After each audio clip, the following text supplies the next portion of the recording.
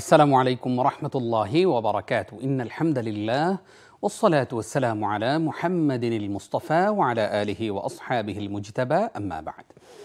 প্রিয় দর্শক শ্রোতা, আজকে আমরা কথা বলবো মসজিদ পরিচালনার দায়িত্বে যারা থাকেন তাদের ব্যাপারে আল্লাহ রাব্বুল আলামিন কি বলেছেন, অর্থাৎ মসজিদ পরিচালনায় ইসলামের রূপরেখা, অর্থাৎ ইসলাম আমাদেরকে একটি মসজিদ কিভাবে পরিচালনা করতে হবে সেই বিষয়ে কিন্তু জানিয়ে দিয়েছে।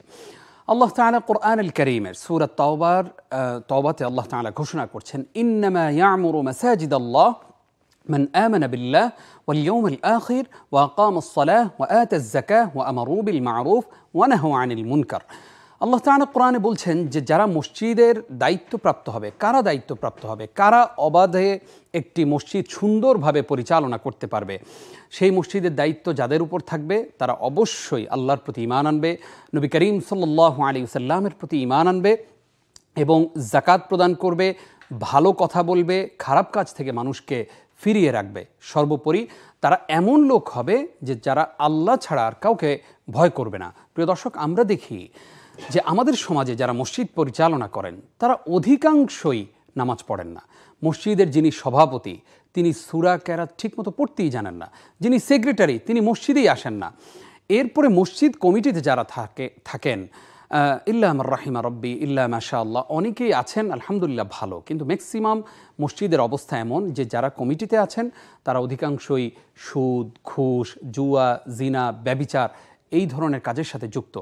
আল্লাহ তাআলা আমাদেরকে ক্ষমা করুন। অথচ মসজিদ কমিটির লোক সেই ব্যক্তির হওয়ার কথা ছিল যার তিলাওয়াত শুদ্ধ, যিনি ইমামের পরিবর্তে, ইমাম যদি কখনো অসুস্থ হয়ে যান, ইমাম যদি কখনো ছুটিতে বাড়িতে যান, তাহলে সভাপতি নামাজ পড়াবেন, সেক্রেটারি আজান দিবেন। এইরকম করে একটি আদর্শ মসজিদের রূপরেখা দিয়ে গেছেন মুহাম্মদুর রাসূলুল্লাহ সাল্লাল্লাহু আলাইহি ওয়াসাল্লাম।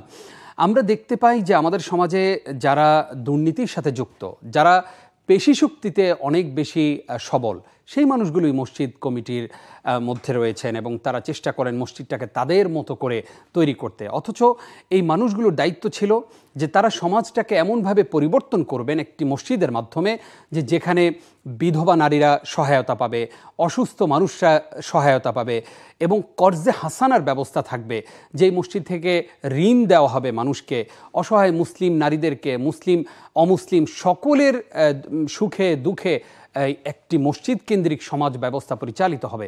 আমরা দেখতে পাই যে আজকের মসজিদগুলোতে অবকাঠামো উন্নয়নের কথা বলে এবং নানান কথা বলে মসজিদে টাকা উত্তোলন করা হয়, কিন্তু সেই টাকার যথার্থ ব্যবহার করা হয় না। মসজিদের ইমাম দীর্ঘদিন মসজিদে চাকরি করেন, কিন্তু এই জমানায় এসেও, এই যুগে এসেও একজন ইমামের বেতন 10,000 টাকা, 12,000 টাকা, একজন মুয়াজ্জিনের বেতন 8,000 টাকা। ঢাকা শহরের কথা বলছি আমি, এমন অনেক মসজিদের কথা জানি যেই মসজিদ 1971 সালের পরে আজ পর্যন্ত অবকাঠামোগত উন্নয়নের কথা বলে অনেকবার মসজিদে টাকা উত্তোলন করা হয়েছে এবং মসজিদে এই জমানায় এসেও একজন ইমামের বেতন মাত্র 10,000 টাকা, একজন খতিবের বেতন মাত্র 6,000 টাকা। এই ধরনের মসজিদও কিন্তু ঢাকা শহরে রয়েছে। প্রিয় দর্শক, আসুন এই জায়গায় আমরা সংস্কার করি। বাংলাদেশের সকল জায়গায় সংস্কার হচ্ছে আলহামদুলিল্লাহ, এই জায়গায় আমাদের নজর দেওয়া উচিত। মসজিদের নীতিমালা অনুযায়ী আমাদের মসজিদ পরিচালনা করা উচিত। আল্লাহ রাব্বুল আলামিন আমাদের সবাইকে সতর্ক এবং সচেতন হয়ে মসজিদ পরিচালনার দায়িত্ব অর্পণ করা এবং গ্রহণ করার তৌফিক দান করুক, আমিন। আসসালামু আলাইকুম ওয়া রাহমাতুল্লাহি ওয়া বারাকাতুহু।